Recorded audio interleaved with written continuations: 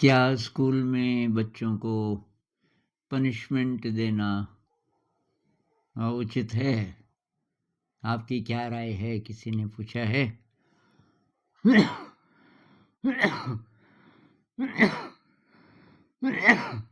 Sorry, खांसी बहुत ज़्यादा है। तो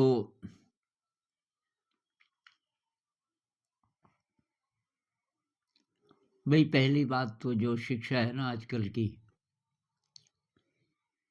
तो वो तो मनुष्य को थोड़ा-सा नीचे जानवर की ओर धकेलने वाली चीज़ है। शिक्षा की कोई भी परिभाषा आप ले लो और तब देखो कि अभी जो चल रहा है स्कूल कॉलेज में, क्या वो शिक्षा है? क्या जो टीचर्स हैं वो ज्ञान के उपासक हैं? ज्ञान के लिए है क्या? सचमुच ज्ञान के लिए? जो चीज़ें हम पढ़ाते हैं क्या वो ज्ञान है? विद्या है? विद्या की परिभाषा है सा विद्या या विमुक्तये। विद्या वो है जो हमको आज़ाद करे, तमाम नेगेटिव इमोशन से, तमाम विकारों से मुक्त करे। क्या विद्यार्थी इसलिए जा रहे हैं कि वहाँ शिक्षा है और उस शिक्षा की मदद से हम मुक्त हो सकते हैं तमाम बाधाओं से? तो ये जो चल रही है विद्या, ये तो इंसान को बांधती है, बीमार करती है। भाई देखो, सबसे पहले लालच पर आधारित है। ये आप पढ़ोगे लिखोगे, चाहे ये कुछ भी है, विद्या है या नहीं है, रट लो, परीक्षा में अच्छे नंबर ले आओ। उद्देश्य केवल नंबर है, और वो इसलिए कि फिर ये आशा है कि उसके बेसिस पे कभी ना कभी नौकरी मिलेगी। नौकरी मिलेगी तो पैसा आएगा। तो सब लालच पर बेस्ड है। लालच मतलब बंधन। विद्या की परिभाषा थी कि वो मुक्त करे लालच से। तो अभी की जो विद्या है वो बांध देती है लालच से, ईर्ष्या से, प्रतिस्पर्धा से। गुस्सा, खीज, आक्रोश, हताशा, निराशा, आत्महत्या तक कर लेते हैं बहुत सारे विद्यार्थी। कॉम्पिटिटिव एग्जाम में नहीं निकले और हैं ब्राइट, उस हिसाब से ये जो अभी जिसको हम विद्या बोल रहे हैं उस हिसाब से ब्राइट हैं। तो कहाँ है विद्या? तो सारा ही जो आयोजन है वो गड़बड़ है। मनुष्य को थोड़ा डिग्रेड करने वाली व्यवस्था है। अब इसके बीच कोई कोई ऐसे एग्जाम्पल हैं जो कि ऐसा रास्ता निकाल लेते हैं कि वहाँ सचमुच की विद्या संभव हो सके। अब वो तभी होगा जब टीचर उस प्रकार का है और उसको थोड़ा-सा आज़ादी भी है। अब यहाँ तो उसके ऊपर मैनेजमेंट है। टीचर सबसे बड़ा होता था ना गुरु, किसी ज़माने में गुरु से बड़ा राजा भी प्रणाम करता था गुरु को। कहते हैं कि लाओ त्सु जब अंत समय में अपना राज्य छोड़ कर के, कहीं वो राजा के सलाहकार थे, उन्होंने कहा मैं जंगल में जाके अब ध्यान करूँगा, ध्यान करते-करते शरीर छोड़ दूँगा। तो गुप्त रूप से जा रहे थे कि कोई रास्ते में न मिले, क्योंकि बहुत प्रसिद्ध थे और उनके दर्शन करने के लिए बहुत सारे लोग लालायित थे। लेकिन आधी रात को किसी राज्य को क्रॉस कर, छोटे-छोटे देश होते थे, तो किसी देश को क्रॉस कर रहे थे और रात को चलते थे ताकि कोई न मिले। तो धूल भरे रास्ते में एकदम रास्ते के बीच में कपड़ा बिछा के राजा बैठा है। और जब लाओ त्सो और नज़दीक आए, उन्होंने देखा ये महाराज बैठे हैं। लाओ त्सो को रुकना पड़ा, उतरना पड़ा। महाराज ने दंडवत प्रणाम किया लाओ त्सो को।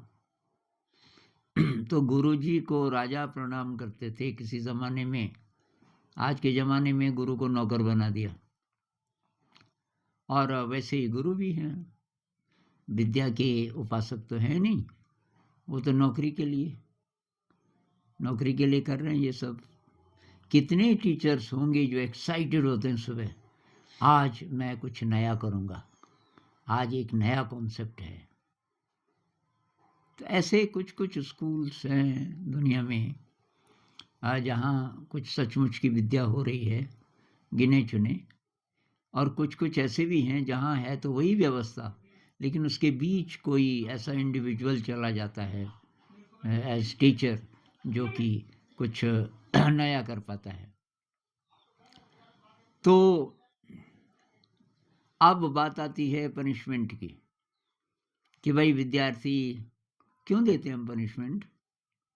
कि विद्यार्थी होमवर्क नहीं कर रहा है, विद्यार्थी रट नहीं रहा है। जो मेन चीज़ है, क्या विद्या की बात हो रही है?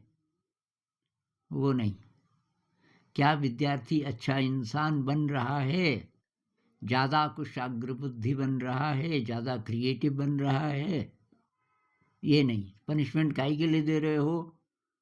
कि वो जो भी चीज़ है उसको करना था, उसको लिखना था, उसको रट्टा मारना था, उसको बोलना था, नहीं बोल पा रहे, इसके लिए पनिशमेंट।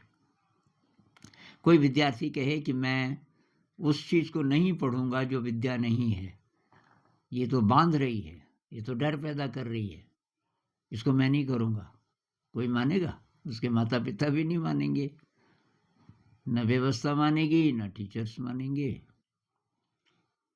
तो ये सवाल तब रेलेवेंट होता कि ऐसी जगह है जहाँ सचमुच विद्या हो रही है, और विद्यार्थी इसलिए आए कि वो सचमुच कुछ सीखना चाहते हैं, चाहे उसका ज़िंदगी में फिर दूसरा फ़ायदा हो या ना हो, कि उससे नौकरी मिले ना मिले, लेकिन वो सीखने के लिए आए। तो तब फिर ये बात होती कि कोई ध्यान भाई क्यों नहीं दे रहा है, और नहीं दे रहा है तो क्या करें। तो कुछ ऐसे स्कूल्स अभी शायद हों। मेरे बचपन में मुझे जब स्कूल भेजा गया, मैं तो 8 साल में गया, वो भी पिताजी नहीं भेजना चाह रहे थे स्कूल लेकिन अब बहुत उम्र हो गई थी, बाकी बच्चे जा रहे थे कब से, तो जाना पड़ा। और तो वहाँ मैंने देखा कि 25-30 साल के होंगे 2-3 आदमी, और वो कुछ कंधे पे कुछ राशन टाइप किसी बैग में लेकर के जा रहे थे कहीं। कुछ नए लोग जो मैंने देखे नहीं थे पहले। मैंने किसी को पूछा तो कि ये संस्कृत के विद्यार्थी हैं। तो जहाँ हमारा स्कूल था वहाँ से करीब 1 किलोमीटर दूर एक गांव था। उस गांव में संस्कृत के एक प्रकांड विद्वान रहते थे, वो फ्री पढ़ाते थे और अपने ही घर में रखते थे। घर काफ़ी बड़ा था उनका। और तो वो बोलते थे भाई अपना खाने पीने का राशन लेके आ जाओ, बाकी यहाँ रहने की जगह है और बिस्तर वगैरह सब है, और उनको फ्री पढ़ाते थे। अब ऐसी कोई जगह है तब हम देख सकते हैं भाई कौन विद्यार्थी ध्यान नहीं दे रहा है, तो उसको कुछ बोला जा सकता है, डांटा जा सकता है। तो एक पक्ष तो वही है। अब दूसरा पक्ष ये है कि आप जो पढ़ाते हो क्या उसको थोड़ा अच्छा बना सकते हो, भाई थोड़ा मीनिंगफुल बना सकते हो। उदाहरण के लिए मान लीजिए फ्रैक्शन पढ़ाना है आपको कक्षा 5 में, 1/2 धन 1/3 बराबर 5/6। आपके पास क्या तरीका है कि ये रियल हो जाए? ब्लैक बोर्ड पे नहीं, लिख के नहीं, कुछ दिखा के। तो भाई हम तो ऐसा करते हैं। हमने जब ये प्रयोग शुरू किया यहाँ स्कूल का, हमने सारे ये जो सिलेबस है, किताबें हैं, सब एक तरफ रख दी। हमने कहा इसमें से देखेंगे कुछ काम का होगा तो ले लेंगे, लेकिन कॉन्सेप्ट्स लिए हमने कि क्या क्या कॉन्सेप्ट्स हैं जो कि सरकार के हिसाब से ये है कि ये होना चाहिए, विद्वानों के हिसाब से। तो कक्षा 5 में गणित में क्या-क्या होना चाहिए? फ्रैक्शन भी है। कैसे सिखाओगे फ्रैक्शन? जो एकदम लाइवली हो जाए, एकदम इंटरेस्टिंग हो जाए और प्रैक्टिकल मेथड हो। तो ये अगर आप करोगे, तो मेरे ख्याल से आधी से ज़्यादा प्रॉब्लम तो इसी से सॉल्व हो जाएगी, क्योंकि बच्चे ध्यान देना शुरू करेंगे। बच्चे सुनते क्यों नहीं हैं बात आपकी? क्योंकि उन्हें मज़ा ही नहीं आ रहा है, ना टीचर को मज़ा आ रहा है। जो चीज़ सिखाई जा रही है, उसमें कोई मीनिंग ही नज़र नहीं आता। तो हमने तो 1, 2, 3, 4 से लेके इकाई, दहाई, सैकड़ा से लेके भिन्न कैसे सिखानी है, साधारण ब्याज कैसे सिखाना है, दशमलव कैसे सिखाना है, ये माप-तोल की जितनी चीज़ें हैं सब लेकर के आए। हमारे स्कूल में आपको सब मिलेगा, तराजू मिलेगा, लीटर मिलेगा, ये सारी चीज़ें। और इससे प्रैक्टिकल करके भई 1 लीटर कितना होता है? अब तो कोई ये अलग-अलग साइज़ के डिब्बे हैं, अंदाज़ लगाओ, इसमें कितना लीटर आएगा? पानी से बाल्टी भरी हुई है, तो ये 1 लीटर है, ये आधा लीटर है, इसको 500 मिलीलीटर भी बोलते हैं। तो ये सारा प्रैक्टिकल से। अब आप बोलोगे कि चलो इसमें तो हो गया प्रैक्टिकल, गणित में और विषयों में? अरे भई हर विषय में ये हो सकता है। भाषा में हमने कहा भाषा का मतलब अभिव्यक्ति, जो आपका ज्ञान है, जो आपका अनुभव है, उसको कैसे आप एक्सप्रेस करो। तो हमने बच्चों को बोला जिनको लिखना आ गया था, जैसे कक्षा 3 में, कि भई अ, उसका जो उसका जो परिवेश है, जिस संस्कृति से बच्चा आया, तो बच्चे तो यहाँ तो सब लोकल बच्चे हैं, तो यहाँ की जो संस्कृति है उससे रिलेटेड जिसका अनुभव बच्चे को पहले से है, और उसके बारे में भी ऐसा लिखना है कि उसकी किताब बनाएँ हम फिर। जैसे स्थानीय त्योहार, अलग-अलग त्योहार दे दो आप बच्चों को, उसके बारे में लिखेंगे, चित्र बनाएँगे, उसके बाद उसकी किताब बना दो। तो ये बहुत विराट विषय है, लेकिन एक ये है कि भई आपका कम्युनिकेशन का तरीका कितना प्रैक्टिकल है, कितना रियल है। जो कॉन्सेप्ट आप सिखा रहे हैं, उसका एक्चुअली मीनिंग क्या है?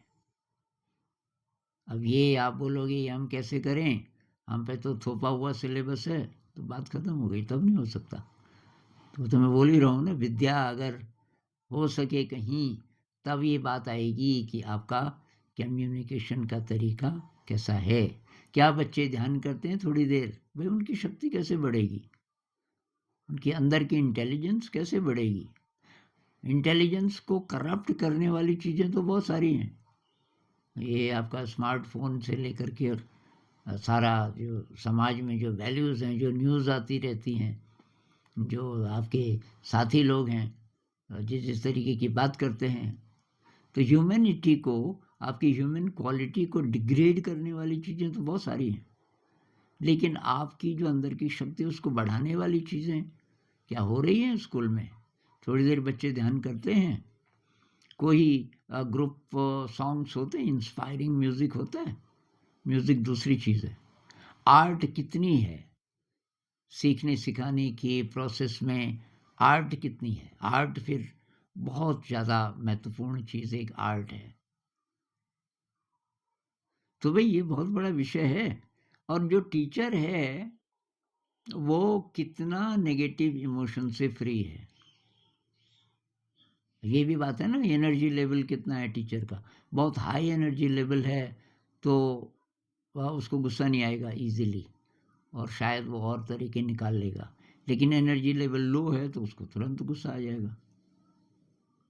तो तुरंत गुस्सा आ जाएगा, तो बच्चे उसका कहना नहीं मान रहे हैं तो कुछ ना कुछ करेगा वो। डंडा मारेगा या झापड़ मारेगा, जो वहाँ अलाउड है। तो इस पे बात करते रहेंगे और बात करेंगे, पहले इन बातों पे थोड़ा-सा मनन करना। नमस्कार।